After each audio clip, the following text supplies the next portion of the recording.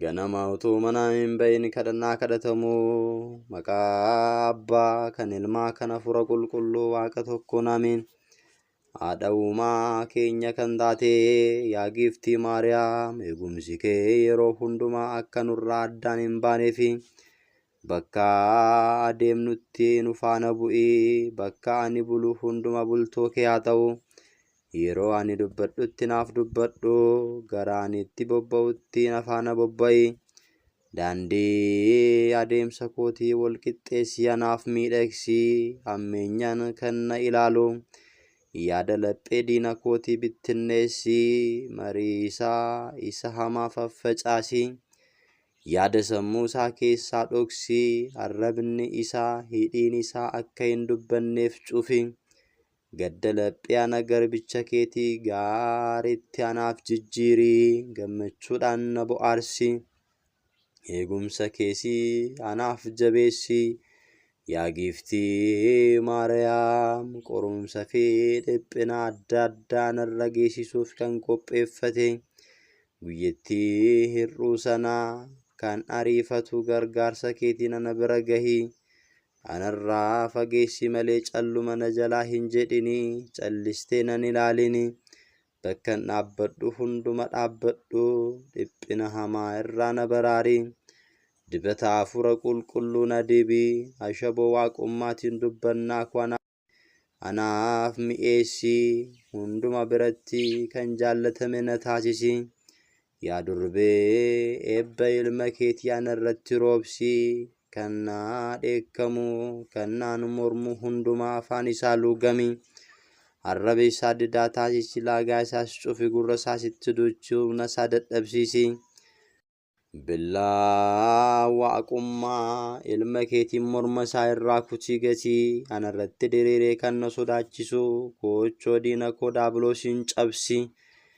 Yaa durbee ati dhaadannoo hunduma keenyaa eegdu keenya dhahoo. Weerara guyyaa cabsaa halkanii irraatii nu baraari. Ati riqaa ceesistuu jireenyati yoo galaana nyaatamne qililleetti kufne akka hin duuneef nu eegi.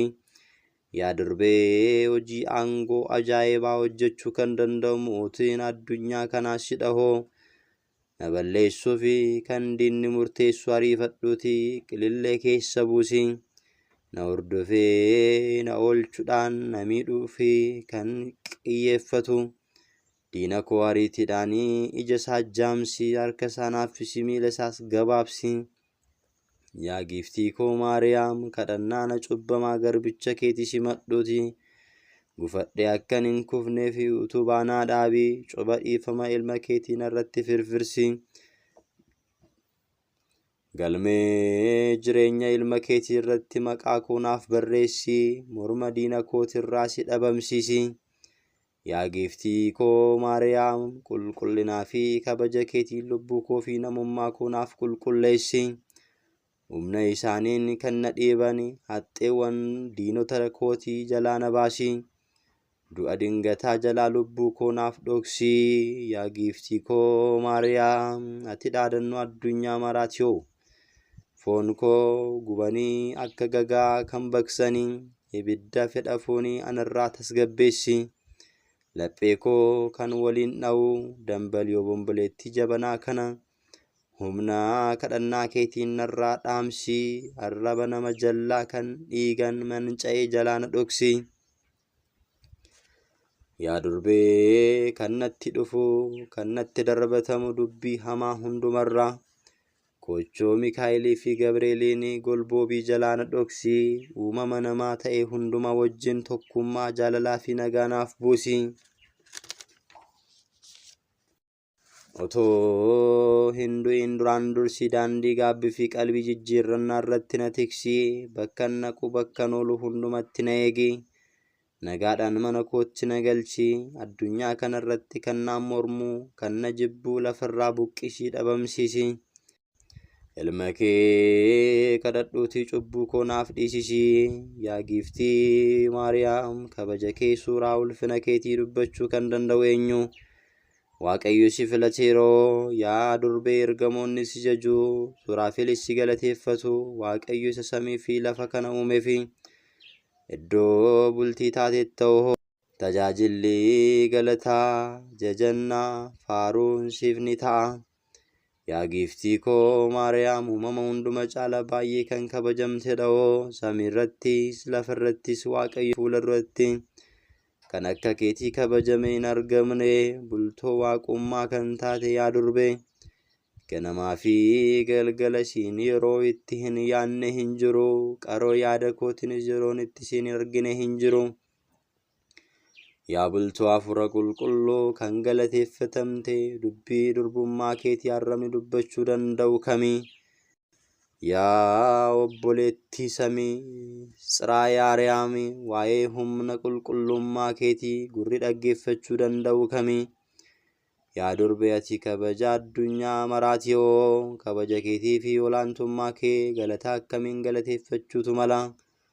Haa ta'u garuu kabajni kee olaantummaa kee arraba namootaatiin galateeffatame dubbatame kan hin raawwanne waan ta'eef akka nagaa qulqulluu Gabri'eelitti Waaqayyo biraa kabajaa argatteettoo kanaaf ayyaanan kan guutamte gammadi jedheen si galateeffadha.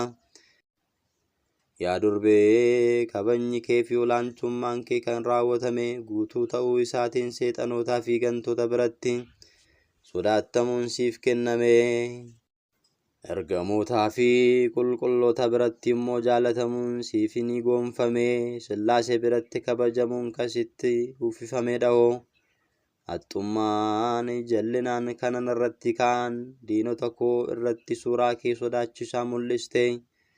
Diinonni koo akka qilleensaa oofamanii akka aaratti urkanii abadanii akka salphaatti na balleessuuf kiyyoo isaanii anarratti kiyyeessaniiru kan kiyyeessan kiyyoo isaaniitti naa qabamanii boollaanaaf qotanitti isaa kufanii. Yaa durbee nagaan jaalatamaa ilma keetii anarraa addaan hin bahin humni gargaarsa keetii yeroo hunduma naa eegu amiin. Yaa abbaa keenya hoo jennee kadhanna. Yaa haadha addunyaa obboleettii ergamootaa kan addunyaa kan bahaa yabala Nohii argamsiistu araaraan dheekkamsa kan fageessitu gara daandii mootummaa isa samiitti kan qajeelchitu dhaadannoo durbee qeerroowwanii beela baastuu kaawwala Qorontoosii haadha baay'ee hawwataa araarsituu cubbamootaa warra qofaa taane kan sassaabu addeessaa halkanii bakkalcha obboroo duumessa Eeliyaas galma Daawitii yaa ilka arbaa yaa gonfoo Solomoon gugee kan siin jedhu fiteensa qulqulleessitu miidhagsituu abaaboo jannataa muuda kan hin qabne dubara qulqulleettii dhaadannoo Elsaabeet gonfoo warqee gonfoo hinquu kan ishee galateeffannu araarsituu Waaqayyoo fi namaa kadhannaa namaa gara Waaqayyootti. Araara Waaqayyo irraa gara namaatti kan deddeebistu riqaa jireenyaa Yaaqoob argee ergamoota gara keenyatti kan gadi buustu ilmaan namaa kan ol baastu teessoo Waaqayyo kan taate yaa haadha keenya qulqulluu qulqulleettii kan taate yaa haadha koo akka balleessaa kootii otoo hin ta'in akka arjummaa ilma keetitti ati na araarsii. Yaa haadha koo dubaroo Maariyaam jaalatamaa ilma kee wajjin gara laphee kootti seeni. Yaa haadha koo dubaroo Maariyaam waadaa siif galame wajjin gara laphee kootitti seeni. Yaa haadha koo dubaroo Maariyaam wareegamtootaa fi toloota wajjin raajota wajjin gara laphee kootitti seeni. Yaa haadha koo yaa dubaroo Maariyaam baay'itaawwotaa fi of kennanii wajjin gara laphee kootitti seeni. Yaa haadha koo dubaroo Maariyaam daa'imman qulqullaa'oo Heroodis fixe wajjin gara laphee kootti seeni. Yaa deessuu Waaqayyoo yaa haadha keenya isa nuuf ta'e. Yaa haadha ifaa jedhee yommuun si kadhadhu garaa natti hin jabaatin laphee koo keessa seeni hojii hafuura qulqulluu akkan hojjedhu na taasisi. Amiin naaf haa ta'u.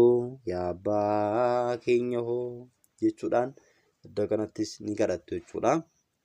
Kadhannaa siiqqee yaa gooftaa koo Yesuus Kiristoos maaloo ofittoo kan ta'an qarshiidhaaf kan jarjaran jeeqxotoof toltoota arraba mureessotaaf abbaa fi haadha isaaniif kan hin ajajamne galata kan hin qabne jaalalaa fi tokkummaa kan hin feene wajjin waldaadhaan tokko ta'uu irraa dhaabbata fannoo